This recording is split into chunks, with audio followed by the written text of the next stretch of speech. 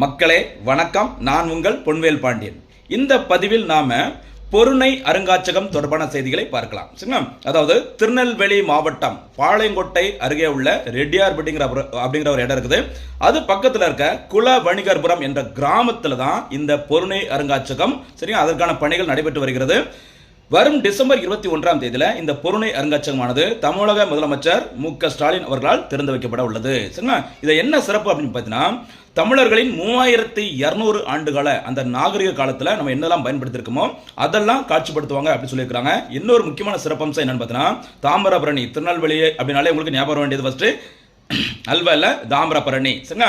தாமிரபரணி அந்த நதிக்கரைகள் இருக்கிற மக்களின் வாழ்க்கை வரலாறு, ஆதி காலத்துல என்னென்ன பொருட்கள்லாம் பயன்படுத்தியிருக்காங்க இதெல்லாம் அகழ்வு ஆராய்ச்சி பணிகளை கண்டுபிடிச்சிருக்காங்க. எங்கன்னு பார்த்தீங்கன்னா, தூத்துக்குடி மாவட்டத்தில் ஆதிச்சநல்லூர், சிவகலை மற்றும் கொர்க்கை, அதே மாதிரி திருநெல்வேலி மாவட்டத்தில் துளுக்கர்பட்டி, இந்த இடங்கள்ல இருந்து கண்டுபிடிக்கப்பட்ட பொருட்களை தான் காட்சிப்படுத்த போறாங்க இந்த அருங்காட்சியகத்தில், பொருணை அருங்காட்சியகத்தில். இதன் மூலம் தமிழர்களின் பண்பாடு கலாச்சாரம் எப்படி இருந்திருக்கு அப்படிங்கிற ஒரு விஷயங்கள் உலகிற்கே தெரிவிக்கப்படும் அப்படிங்கிற அறிவிச்சுக்கிறாங்க.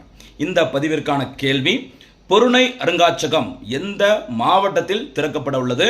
பொருணை நதி என்று அழைக்கப்படும் நதி எது என்பதை மறக்காம பதில சொல்லுங்க. ஓகேவா?